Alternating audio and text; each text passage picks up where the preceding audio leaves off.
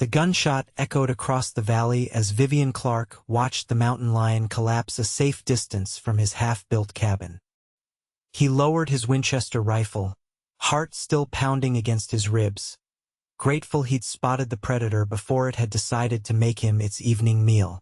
The Montana Territory in 1876 was unforgiving to men who weren't vigilant, especially those foolish enough to stake a claim and build a homestead alone.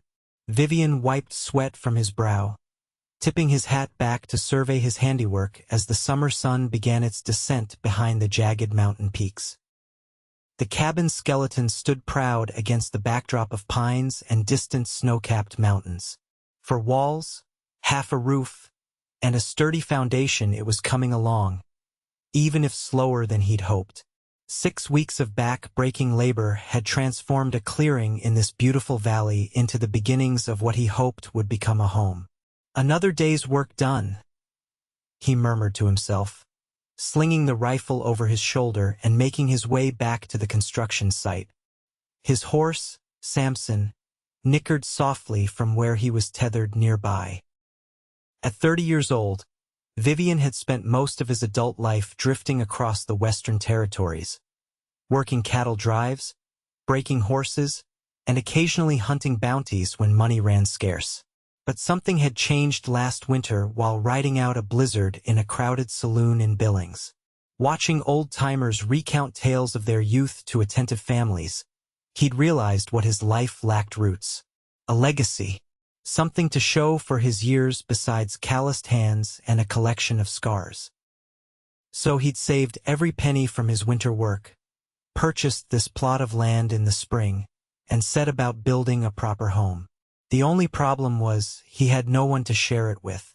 Vivian stacked his tools neatly at the base of the unfinished wall and rolled his shoulders to ease the ache. He'd need to make a supply run to the nearest town soon. His food stores were running low, and he needed more nails and tar paper for the roof. Maybe he'd treat himself to a bath and a proper meal at the boarding house while he was there. As he prepared a simple dinner of beans and salt pork over his campfire, Vivian's thoughts drifted to what would come after the cabin was complete. Land needed to be cleared for crops, livestock purchased, fences built. The list seemed endless, and the weight of it all settled heavily on his shoulders. One problem at a time, he reminded himself, watching the flames dance beneath his dented cooking pot. The following morning dawned clear and bright. Vivian rose with the sun, as was his habit, and after a quick breakfast headed toward town. The journey would take most of the day, but the break from construction work would do him good. The settlement of Rivercross was modest but growing steadily. A main street boasted the essential businesses: general store, smithy, saloon, and a small hotel. Several side streets held residences and workshops of various craftsmen. It wasn't much compared to larger towns, but it served as the hub of commerce for homesteaders scattered across the surrounding valleys. Vivian guided Samson down the dusty main street, nodding politely to those he passed. Though he'd made this trip several times since beginning work on his cabin, he remained something of a stranger here. Folks were friendly enough, but Vivian had never been one for idle conversation. He tied Samson to the hitching post outside the general store and stepped through the doorway, the small bell above announcing his arrival. The familiar scent of coffee, leather, and dried goods greeted him. "Mr. Clark, good to see you again," called Harold Burton, the proprietor, from behind his counter. "How's that cabin coming along?" "Walls are up, working on the roof now," Vivian replied, removing his hat as he approached the counter. "Need to restock some supplies." Of course. What can I get for you today?" Vivian handed over his list, and Harold began gathering the requested items. While he waited, Vivian's attention was drawn to voices near the back of the store. A woman and an older man appeared to be in some kind of disagreement. "I understand your concern, Mr. Patterson, but I assure you I've considered everything carefully," the woman was saying, her voice firm but respectful. "It ain't proper, Miss Charlotte. A woman alone out there. It ain't safe, and it certainly ain't fitting. With all due respect, sir, what's fitting for me isn't for others to decide. I've purchased the land fairly, and I intend to make use of it. Vivian tried not to stare, but something about the woman caught his attention. She stood straight-backed and confident, dressed practically in a simple blue dress with her auburn hair neatly pinned beneath a modest bonnet. Her face, what he could see of it from this angle, was determined rather than defiant. Harold cleared his throat, recapturing Vivian's attention. That'll be $4.75 for everything, Mr. Clark. Vivian paid and was arranging his purchases in his saddlebags when the woman emerged from the store. She carried several packages wrapped in brown paper, struggling slightly with their bulk. Without thinking, Vivian stepped forward. "Pardon me, madam. Would you like some assistance with those?" She turned, and Vivian found himself looking into the most striking pair of green eyes he'd ever seen. They widened slightly in surprise before she smiled. "That's very kind of you, sir, but I wouldn't want to impose." "No imposition at all," Vivian insisted, tipping his hat. "Vivian Clark, at your service." "Charlotte Winters," she replied with a nod. "And if you're certain it's no trouble, I would appreciate the help. My wagon is just down the street." Vivian took the heavier packages from her arms, and they walked side by side toward a small wagon hitched to a sturdy-looking chestnut mare. "You're new to Rivercross," Vivian observed. It wasn't a question. Charlotte nodded. "Arrived last week. I've purchased a parcel of land about 5 miles west of town." "Alone?" The word slipped out before Vivian could stop it, and he immediately regretted it. "Forgive me, that's not my business." To his surprise, Charlotte laughed softly. "You and everyone else in town share the same concern, Mr. Clark?" "Yes, alone. My father passed last winter, and rather than marry the first willing bachelor in Boston as my relatives suggested, I decided to make my own way." Vivian placed her packages carefully in the wagon bed. "That's a brave decision." "Or a foolish one, depending on who you ask," she replied with a wry smile. "And what about you? You don't strike me as a town dweller either." "Building a cabin about 7 miles north of here, in the valley beyond Elk Ridge." "Alone?" she echoed his earlier question, eyes twinkling. Vivian found himself smiling. "Touché, Miss Winters. I'm told building a proper cabin is difficult work for a single person," Charlotte said, arranging her packages more securely in the wagon. "It is that," Vivian admitted. "Slow going, but I'm making progress." Charlotte hesitated, then asked, "Mr. Clark, might I impose on you for some advice? I've read several books on frontier living, but I suspect practical experience trumps theory in matters like cabin building." Vivian leaned against the wagon. "I'm no expert, but I'm happy to share what I've learned so far." "Perhaps," Charlotte seemed to consider her words carefully, "perhaps you might visit my land sometime, advise me on where best to situate a home? I would compensate you for your time, of course." The request surprised him, but Vivian found himself nodding. "No compensation necessary. I'd be happy to help a neighbor." The word felt strange on his tongue, neighbor. He hadn't thought of himself that way in many years. Relief crossed Charlotte's features. "Thank you. I'm staying at the boarding house for now, but I visit my land daily. Would tomorrow be convenient?" They arranged to meet the following morning outside town, and Vivian watched as Charlotte climbed onto the wagon seat and took up the reins. There was something about her, a determination and quiet dignity that intrigued him. As promised, Vivian met Charlotte at the crossroads the next morning. She rode astride rather than side saddle, another indication of her practical nature. They traveled mostly in comfortable silence, with Charlotte occasionally pointing out features of the landscape or asking questions about local wildlife. Her land, when they reached it, took Vivian's breath away. A natural clearing surrounded by pine and aspen opened onto a sweeping view of the valley below. A small stream cut through one corner of the property, its clear water catching the morning light. "It's beautiful," Vivian said honestly. Charlotte dismounted, her face glowing with pride. "Isn't it? The moment I saw it, I knew this was where I wanted to build my home." They spent the morning exploring the property, with Vivian pointing out considerations for building placement protection from prevailing winds, distance from water, drainage concerns. Charlotte listened attentively, taking notes in a small leather-bound journal. "You seem to know a great deal about this," she observed as they shared a simple lunch of bread, cheese, and apples she had packed. Vivian shrugged. "Made plenty of mistakes on my own place. Figured out some things the hard way." "And you're building your cabin entirely alone?" When he nodded, she continued, "That must be difficult. In the books I've read, cabin raising was usually a community affair." "Don't know many folks around here yet," Vivian admitted. "And I've always been one to handle things myself." Charlotte studied him for a moment. "Independence is admirable, Mr. Clark, but there's wisdom in accepting help when it's sensible. My father always said stubbornness was just pride in workman's clothes." The statement, delivered without judgment, struck Vivian unexpectedly. He found himself chuckling. "Your father sounds like he was a wise man." "The wisest I've known," she said softly, her eyes distant for a moment before she straightened her shoulders.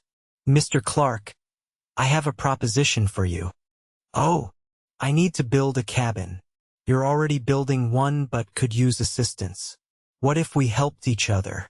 I could aid you in completing your cabin, learning the process, and then you could help me begin mine. We'd both benefit, and neither would have to manage alone." Vivian blinked, taken aback by the straightforward proposal. "Miss Winters, that's generous, but I'm a woman," she supplied when he hesitated. "I assure you, I'm stronger than I look and a quick learner." "Or is it concern for propriety?" "Both, I suppose," he admitted. "People would talk." Charlotte's expression remained steady. "People always talk, Mr. Clark. I left Boston partly to escape the suffocation of social expectations. I'm not suggesting anything improper, simply two neighbors assisting one another in practical matters." Vivian considered her words. The truth was he could use the help.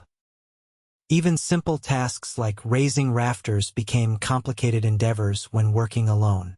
And there was something about Charlotte Winters that inspired trust, a forthrightness and clarity of purpose he respected. "We could try it," he said finally. "Though I warn you, it's hard work." Charlotte's smile was like sunshine breaking through clouds. "I'm not afraid of hard work, Mr. Clark. Shall we begin tomorrow?" And so began an unusual partnership. Each morning, Charlotte would ride from town to Vivian's partially constructed cabin. Despite his initial doubts, she proved to be a capable assistant, following directions carefully, asking intelligent questions, and never complaining about the physical demands of the labor. During the first week, they fell into a comfortable routine. Vivian would assign Charlotte tasks suited to her strength and experience, measuring lumber, holding boards in place, mixing mud for chinking between logs. As her confidence grew, so did her responsibilities. They worked well together, developing a rhythm that made the construction progress faster than Vivian had thought possible. In the evenings, they would sit by the campfire, sharing simple meals and conversations that gradually moved beyond the practicalities of cabin building to more personal matters. Vivian learned that Charlotte was 26, educated at a women's college in Massachusetts, and had been her father's caretaker during his long illness. She had inherited enough money to start a new life and had chosen the Montana Territory after reading accounts of its natural beauty and opportunities for those willing to work hard. In turn, he told her about his years as a cowboy, the cattle drives from Texas to Montana, the winters spent working odd jobs in mining towns, and eventually his decision to settle down. He found himself sharing stories he hadn't told anyone, about his childhood in Missouri, his parents who had died of fever when he was 16, and his subsequent journey westward. As the second week of their arrangement began, Vivian noticed a shift in his feelings toward Charlotte. It wasn't just her willingness to work or her quick mind that impressed him, but her quiet courage, her occasional flashes of humor, and the way her face lit up when she mastered a new skill. He found himself looking forward to her arrival each morning and feeling a strange emptiness when she departed each evening. By the end of the second week, the cabin's exterior was complete. They stood back together, admiring their handiwork as the setting sun cast a golden glow over the fresh-cut timber.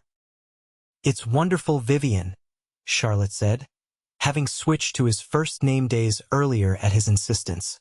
"You should be proud." "We did it together," he reminded her, acutely aware of her standing beside him, her shoulder nearly touching his arm. Charlotte turned to him, her expression earnest. "I've been thinking, now that your cabin is weathertight, perhaps we could begin work on mine? The boarding house in town is comfortable enough, but I'm eager to have my own home." Vivian nodded, trying to ignore the pang of disappointment at the thought of their daily meetings coming to an end. "Of course, a deal's a deal. We can start clearing the site for your cabin tomorrow." "Actually," Charlotte said, hesitating slightly, "I was wondering if it might be more efficient if I stayed here while we work on my place. The journey between properties takes valuable time each day, and winter will arrive before we know it." Vivian stared at her, momentarily speechless. Charlotte hurried to clarify. "I could sleep in my wagon, of course. It would be perfectly proper. But we could begin work earlier each day and continue longer. It would help us make better progress before the weather turns." The practical sense of her suggestion was undeniable, yet Vivian knew how it would appear to others. "What about your reputation?" Charlotte's chin lifted slightly. "I appreciate your concern, but I've already scandalized half the town by purchasing land alone. Those who would think ill of me already do. I'm more concerned with having shelter before snow falls than with wagging tongues." Vivian considered her words. The cabin had only one room, with the interior still unfinished. There was no proper door yet, just a canvas covering the opening. It wasn't an ideal situation, but her reasoning was sound.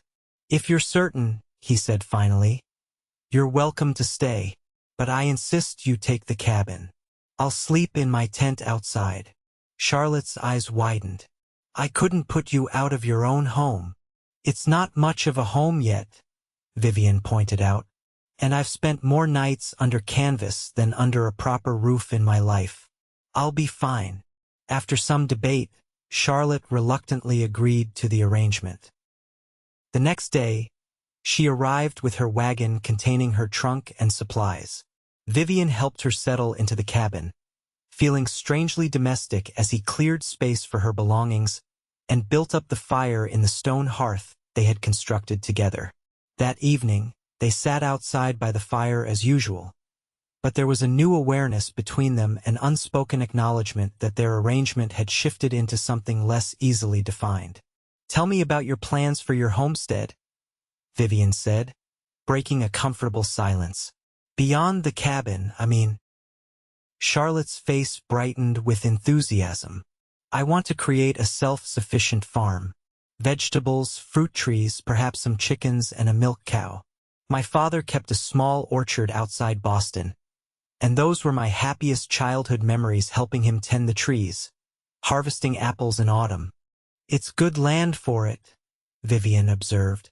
"That southern exposure on your property would be perfect for an orchard." "And you? What will you do once your cabin is complete?" Vivian stared into the flames, considering.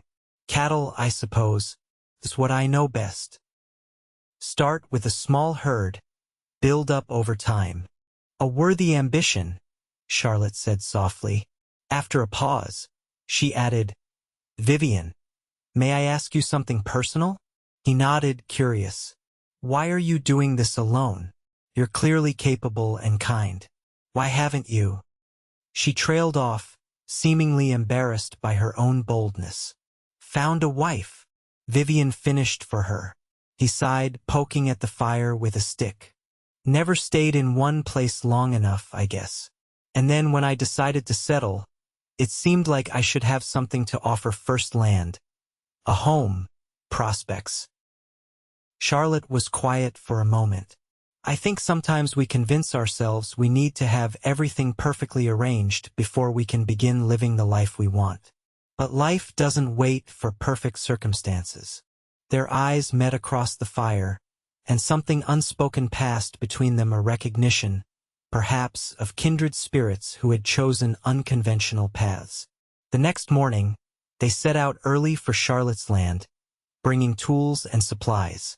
The day was spent clearing the building site and marking out the foundation. Despite the physical demands, there was a lightness between them: easy conversation, shared laughter, the occasional brush of hands that sent unexpected warmth through Vivian's chest. As they worked, Vivian found himself admiring more than just Charlotte's willingness to tackle difficult tasks.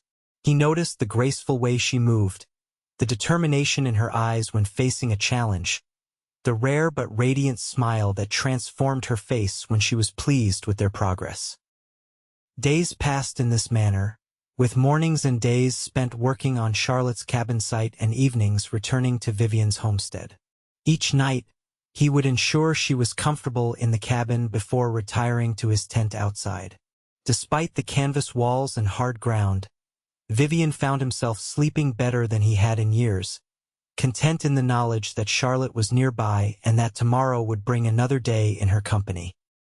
As they began to lay the foundation logs for Charlotte's cabin, the first subtle signs of autumn appeared: cooler mornings, touches of gold in the aspen leaves, flocks of birds gathering for their southern journey. The changing season brought a sense of urgency to their work.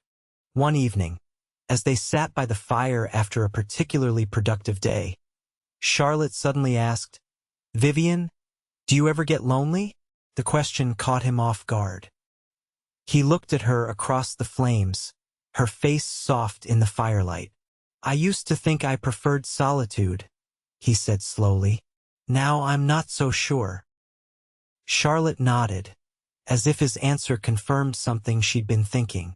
"Before I came here, I was surrounded by people in Boston: relatives, neighbors, my father's colleagues. Yet I often felt completely alone. Out here, miles from town, with only you for company, I feel." She paused, searching for the right word. "Connected." Vivian's heart quickened at her words. "I know what you mean," he said quietly. Their eyes met, and for a moment Vivian thought about crossing the space between them, about taking her hand in his. Instead, he cleared his throat and mentioned something about an early start tomorrow, immediately regretting his cowardice as a flicker of disappointment crossed Charlotte's face. The next day brought unexpected challenges. Dark clouds gathered by mid-morning, and by noon, rain was falling steadily. They were forced to abandon work on Charlotte's cabin and make a dash for Vivian's homestead, arriving soaked to the skin and chilled by the autumn wind. Inside the cabin, Vivian built up the fire while Charlotte changed into dry clothes behind a blanket he had hung for privacy. When she emerged, her hair was down, falling in damp waves past her shoulders. Vivian tried not to stare, but he'd never seen her with her hair unbound before, and the sight stirred something deep within him. "The rain doesn't sound like it will let up anytime soon," Charlotte observed, moving closer to the fire. "I suppose this means a day of lost work." "Not necessarily lost," Vivian replied, finding his voice. "There's plenty to do inside. We could start on the furniture. You'll need a table, chairs, perhaps a bed frame." Charlotte smiled. "I'd like that. Will you teach me?" They spent the afternoon working side by side at Vivian's makeshift workbench, the sound of rain on the roof creating a cozy backdrop to their labor. Vivian showed Charlotte how to use a plane to smooth rough boards, how to join pieces with dowels, and how to sand the wood to a silky finish. Their fingers brushed occasionally as they worked, and each time, Vivian felt that same jolt of awareness. Once, when he stood behind her to guide her hands on the plane, he was close enough to catch the faint scent of lavender in her hair. It took all his willpower to maintain a respectful distance. As dusk approached, the rain finally eased. They had completed a simple but sturdy stool, and Charlotte ran her hands over the smooth surface with obvious pride. "I made this," she said, wonder in her voice. "With your guidance, of course, but still I made something that will last." "You did," Vivian confirmed, smiling at her delight. "You're a natural." Charlotte looked up at him, her green eyes bright. "Thank you for teaching me. For all of this." She gestured around them. "I know our arrangement began as a practical exchange, but it's become more to me." Vivian's heart hammered against his ribs. "More?" She nodded, a flush rising to her cheeks. "I value your friendship, Vivian, more than I expected to." "Friendship," he repeated, trying to mask his disappointment at the word. "I value yours as well, Charlotte." An awkward silence fell between them, broken only by the occasional pop of the fire. Finally, Charlotte spoke again, her voice softer. "The town is hosting a harvest dance this Saturday. I was wondering if perhaps you might like to attend? With me." Vivian stared at her, surprised by the invitation. He hadn't been to a social gathering in years, had actively avoided them in fact.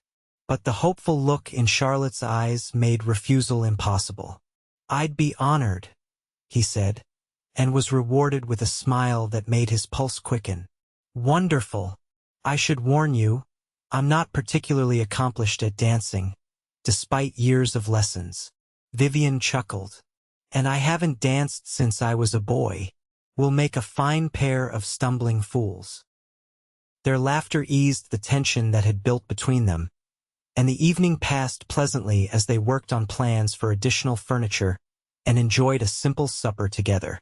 Saturday arrived clear and crisp, a perfect autumn day. They worked on Charlotte's cabin in the morning, making good progress on the walls, before heading back to Vivian's homestead to prepare for the dance. Vivian felt unaccountably nervous as he shaved carefully and donned his best shirt, one that had remained folded at the bottom of his pack for months. He wondered what Charlotte would wear, having only seen her in practical work clothes since they met. His question was answered when she emerged from the cabin as he was saddling their horses. She wore a dress of deep green that complemented her eyes, with her auburn hair arranged in an elegant knot at the nape of her neck. Simple pearl earrings caught the late afternoon light, and a matching cameo adorned her throat. Vivian found himself temporarily speechless. Charlotte smiled uncertainly at his silence. "Is something wrong?" "No," he managed, finding his voice. "You look beautiful." A blush colored her cheeks. "Thank you. You look quite handsome yourself." The ride to town passed quickly, filled with easy conversation. As they approached Rivercross, however, Vivian became increasingly aware of the curious glances directed their way. He had expected as much. Two homesteaders arriving together was bound to spark gossip in a small community. The dance was being held in the newly constructed schoolhouse, decorated festively with autumn leaves and harvest bounty. Lanterns hung from the rafters, casting a warm glow over the gathered townspeople. A small band played in one corner, and several couples were already moving across the wooden floor. As they entered, conversation momentarily stilled, and Vivian felt Charlotte tense beside him. He resisted the urge to take her hand, aware of the scrutiny they were under. Harold Burton from the general store was the first to approach them, his wife Mabel at his side. "Miss Winters, Mr. Clark, wonderful to see you both. We weren't sure you'd make it, being so busy with your building projects." His words carried a hint of innuendo that made Vivian's jaw tighten, but Charlotte responded with perfect composure. We wouldn't miss the opportunity to get better acquainted with our neighbors, Mr. Burton. Vivian has been kind enough to escort me this evening." More introductions followed, and Vivian was impressed by Charlotte's social grace. She remembered names, asked thoughtful questions, and smoothly deflected impertinent inquiries about their working arrangement. By the time the band struck up a lively reel, much of the initial awkwardness had dissipated. "May I have this dance?" Vivian asked formally, offering his hand. Charlotte's eyes sparkled as she placed her fingers in his. "You may, sir." True to their predictions, neither proved to be particularly skilled dancers.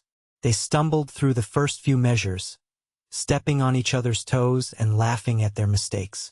But gradually they found their rhythm, and by the end of the song, they were moving together more confidently. As the evening progressed, they danced several more times, with breaks to enjoy the refreshments and converse with other attendees. Vivian found himself enjoying the gathering more than he had anticipated, primarily because of Charlotte's presence at his side. During a slower waltz, Vivian held Charlotte closer than propriety strictly allowed, inhaling the subtle scent of lavender that he had come to associate with her. "People are watching us," Charlotte murmured, though she made no attempt to increase the distance between them. "Let them," Vivian replied, surprising himself with his boldness. "I'm not ashamed to be seen with the most remarkable woman in the room." Charlotte's eyes widened at his words, and for a breathless moment, Vivian thought she might pull away. Instead, her hand tightened slightly in his. "Nor am I ashamed to be dancing with the most honorable man I've ever known," she said softly. The remainder of the dance passed in a pleasant blur. When it came time to depart, several of the women Charlotte had befriended during the evening extended invitations for tea or sewing circles. Vivian received a few tentative offers as well to join the men for fishing or to attend the upcoming town meeting. As they rode home under a canopy of stars, a comfortable silence settled between them. The night was chilly, and Vivian noticed Charlotte shivering slightly in her thin dress. Without a word, he removed his coat and draped it around her shoulders.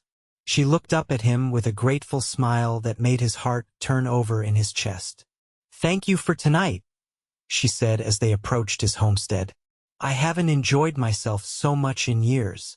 "Nor have I," Vivian admitted, "though I suspect the company had more to do with it than the occasion." In the moonlight, he could see color rise in her cheeks. They dismounted, and Vivian tended to the horses while Charlotte waited near the cabin door. When he joined her, she hadn't yet gone inside, instead standing with his coat still around her shoulders, gazing up at the star-filled sky. "It's beautiful, isn't it?" she said as he approached. In Boston, the city lights obscured most of the stars. Here, it feels like you could reach up and touch them. "It is beautiful," Vivian agreed, though he was looking at her rather than the sky.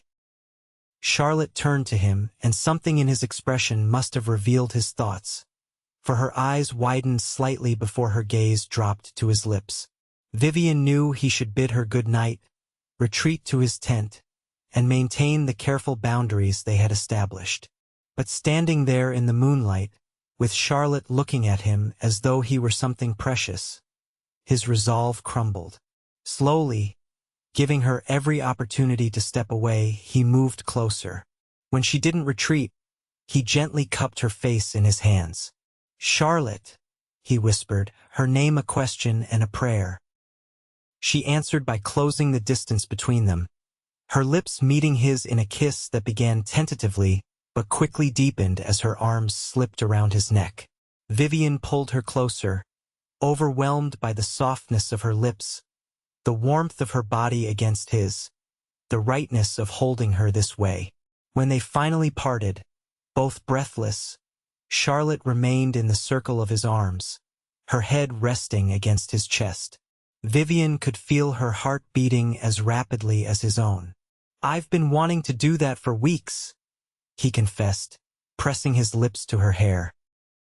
Charlotte looked up at him, her expression serious despite the smile playing at the corners of her mouth. So have I. But Vivian, what does this mean? For us? It was a fair question, and one he had been asking himself with increasing frequency. In the short time he had known Charlotte Winters, she had transformed from a stranger to a working partner to someone he couldn't imagine his life without. It means, he said carefully, that I care for you deeply, Charlotte, more than I thought possible. And if you feel the same, I'd like to court you properly. Her smile bloomed fully then, radiant in the moonlight. I do feel the same. And yes, I would like that very much. They shared another kiss, sweeter and more certain than the first, before reluctantly parting for the night, Charlotte to the cabin and Vivian to his tent, though his thoughts remained with her long after they had said goodnight. The following days brought a shift in their relationship. They continued to work together on Charlotte's cabin, but now there were stolen kisses during breaks, hands that lingered when passing tools, and conversations that delved deeper into hopes and dreams for the future. As Charlotte's cabin took shape, rising log by log from the cleared earth, so too did their feelings for one another grow more defined and secure. They spoke of practical matters, how they would manage two separate homesteads, the work required before winter, plans for spring planting, but underlying these discussions was an unspoken understanding that their futures were becoming increasingly intertwined. One crisp morning in late October, as frost silvered the grass and their breath formed clouds in the cold air, they stood together surveying the nearly complete exterior of Charlotte's cabin.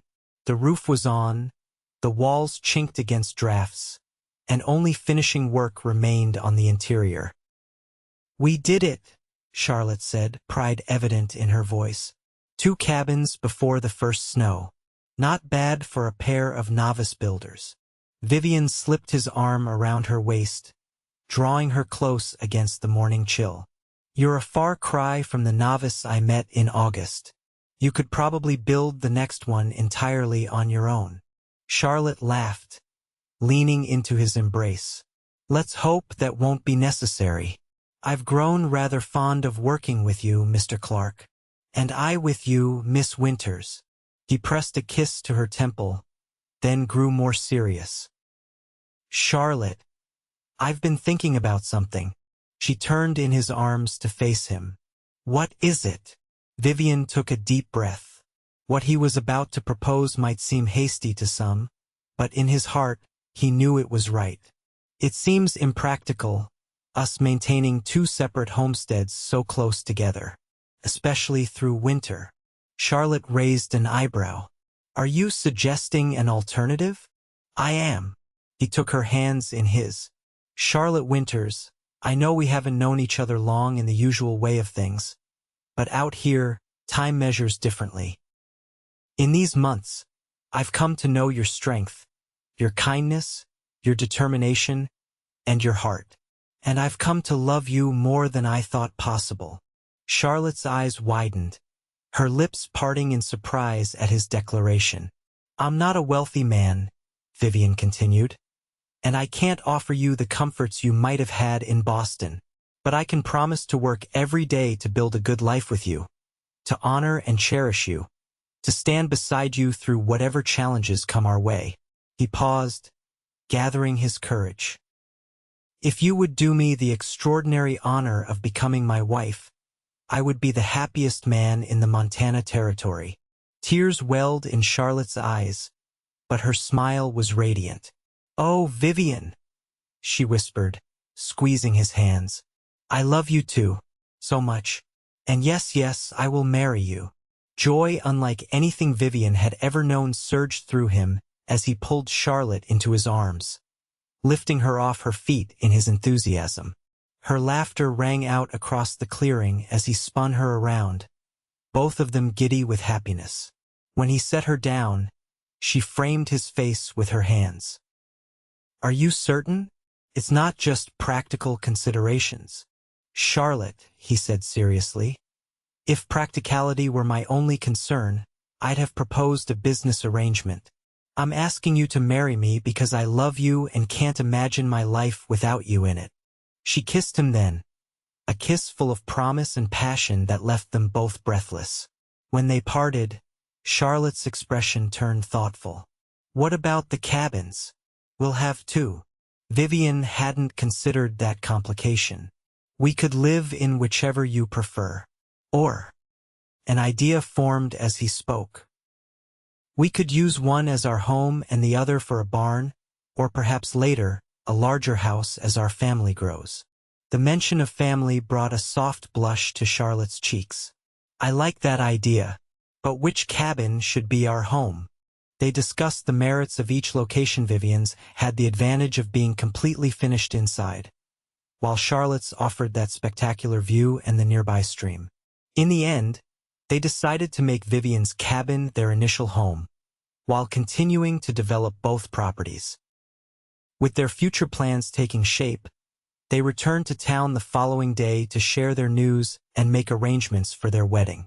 Most of the townspeople received their announcement with genuine pleasure, though there were a few raised eyebrows at the swiftness of their courtship. Reverend Thomas, the circuit preacher who visited Rivercross every third Sunday, would be in town the following week. If they wished, he could perform the ceremony then. Charlotte and Vivian agreed, seeing no reason to delay their happiness. The days leading up to their wedding were a flurry of activity. Together they finished the interior of Vivian's cabin, creating a proper home with furniture they had built themselves. Charlotte sewed curtains for the windows from fabric purchased at the general store, while Vivian constructed a larger bed frame to replace his narrow bachelor's cot. Women from town helped Charlotte prepare for the ceremony, offering advice, small gifts, and assistance with her wedding attire. To Vivian's surprise, several men from Rivercross appeared at his homestead the day before the wedding, bringing food, spirits, and good-natured ribbing about his impending nuptials. Harold Burton, who had been among the first to welcome them at the harvest dance, raised a toast. To Vivian Clark, who came to Montana to build a cabin and found himself building a life instead. "May your marriage be as solid as your carpentry." Laughter and cheers followed, and Vivian found himself unexpectedly moved by the community's acceptance. These people, who had been strangers months ago, now felt like neighbors in the truest sense of the word. The wedding day dawned clear and cold, with the season's first dusting of snow on the distant mountains. The ceremony was to be held in the schoolhouse, the same building where they had danced together weeks earlier. Vivian stood at the front of the room, wearing his best clothes and feeling a nervous excitement unlike anything he'd experienced before. When the doors opened and Charlotte appeared, a collective murmur of appreciation rose from the gathered townspeople. She wore a dress of ivory silk, not new, she had told him, but one she had brought from Boston just in case she found a reason to wear it in her new life. Her hair was arranged in soft curls around her face, with tiny white flowers woven through the auburn strands. She carried a simple bouquet of late-blooming wildflowers and pine sprigs. But it was her smile, radiant and full of love as their eyes met across the room, that took Vivian's breath away. In that moment, he knew with absolute certainty that the path that had led him to this place, to this woman, had been the right one all along. The ceremony itself was brief but heartfelt. They exchanged vows written in their own words, promises of love, partnership, and devotion that brought tears to more than a few eyes in the congregation. When Reverend Thomas pronounced them husband and wife, Vivian kissed his bride with a tenderness that belied the passion building within him. A celebration followed, with food contributed by nearly every household in Rivercross. There was dancing and laughter, toasts and well wishes, until finally, as evening approached, the newlyweds took their leave. The ride back to their cabin, their home, was filled with a sweet anticipation. Vivian had prepared a surprise for Charlotte, one he had worked on in secret during the evenings leading up to their wedding. As they approached the cabin, Charlotte gasped. The entire structure was outlined with small lanterns, casting a warm, welcoming glow against the gathering dusk. A wreath of pine boughs and dried flowers hung on the door, and smoke curled invitingly from the chimney. "Vivian, it's magical," she breathed, her eyes shining with delight. He helped her down from her horse, then unexpectedly swept her into his arms. "Mrs. Clark," he said, testing the sound of her new name. "Welcome home." Charlotte wrapped her arms around his neck as he carried her across the threshold, both of them laughing as he nearly bumped her head on the doorframe. Inside, more surprises awaited, a table set with their best dishes and a meal keeping warm by the fire, a vase of late-season flowers, and new quilts on their bed. "The women from town helped," Vivian admitted as he set her gently on her feet. "Mrs. Burton and Mrs. Peterson came out this morning while you were preparing for the ceremony. They insisted a bride should have some comforts on her wedding night." Charlotte's eyes filled with tears. "It's perfect. All of it. You're perfect." "Hardly," Vivian said with a smile, drawing her into his arms. "But I promise to try to be worthy of you every day, Charlotte." "And I you," she whispered, rising on her toes to kiss him. The kiss deepened quickly, months of restrained desire finally finding expression. With trembling hands, Vivian helped Charlotte remove the pins from her hair, watching in wonder as the auburn waves cascaded over her shoulders. Each layer of clothing they removed was an act of trust and discovery, until finally they stood before each other without barriers, physically or emotionally. "I love you," Vivian whispered against her skin as he carried her to their bed. "My wife, my partner, my heart." Their joining was everything Vivian had dreamed, and more tender yet passionate, awkward at moments yet perfect in its authenticity. They learned each other's bodies as thoroughly as they had learned to work together, with the same attentiveness and care, discovering what brought pleasure and responding with increasing confidence. Afterward, as they lay entwined beneath the quilts, Charlotte's head resting on his chest and his arms wrapped securely around her, Vivian marveled at how completely his life had changed in the span of a few months. "What are you thinking?" Charlotte murmured, her fingers tracing patterns on his skin. "That I'm the luckiest man alive," he replied honestly. "I came to Montana to build a cabin and a future, never imagining I'd find someone to share it with. Now I can't imagine it any other way." Charlotte propped herself up on one elbow to look at him, her hair falling like a curtain around them. "I feel the same way. When I left Boston, everyone told me I was being foolish, that I'd never manage on my own. They were right in a way, but not because I wasn't capable. Because life isn't meant to be lived alone." Vivian tucked a strand of hair behind her ear, marveling at the softness of her skin in the firelight. "We'll build it together, our home, our land, our family. Everything." "Everything," Charlotte agreed, sealing the promise with a kiss.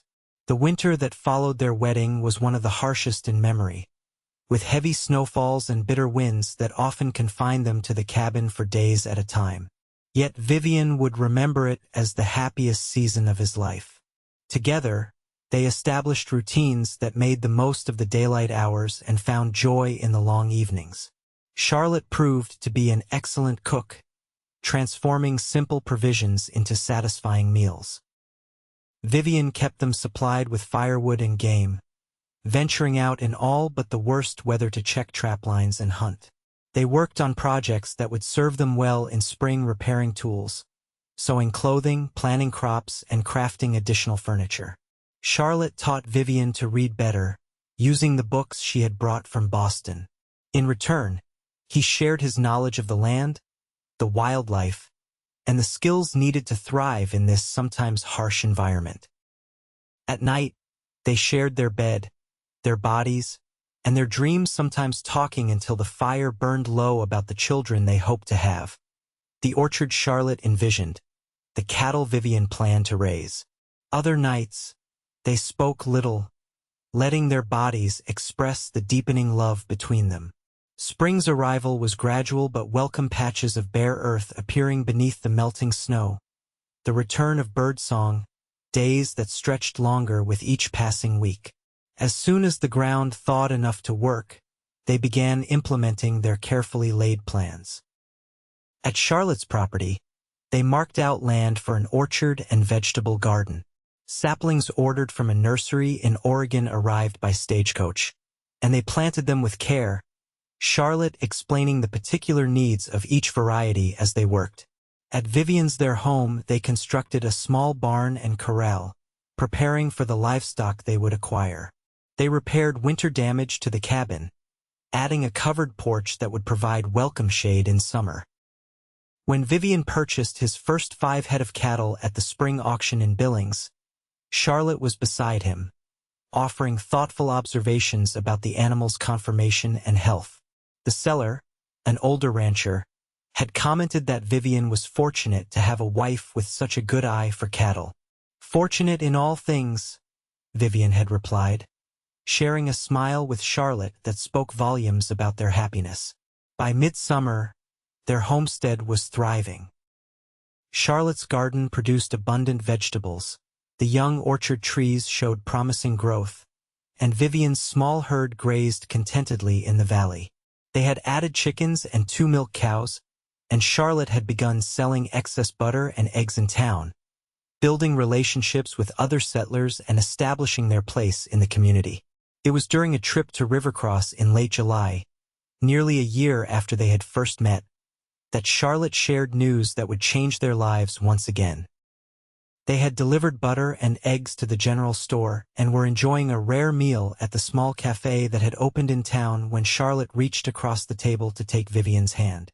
"I have something to tell you," she said, her eyes shining with a secret joy. Vivian squeezed her fingers. "What is it, love?" "I believe we'll need to consider expanding our cabin before winter arrives," she said, her free hand drifting to rest on her still flat stomach. "We're going to need more room by spring." For a moment, Vivian stared at her uncomprehendingly. Then understanding dawned, and with it a surge of emotion so powerful it nearly overwhelmed him. "Charlotte," he whispered, his voice thick with feeling. "Are you saying?" She nodded, tears of happiness gathering in her eyes. "We're going to have a baby, Vivian.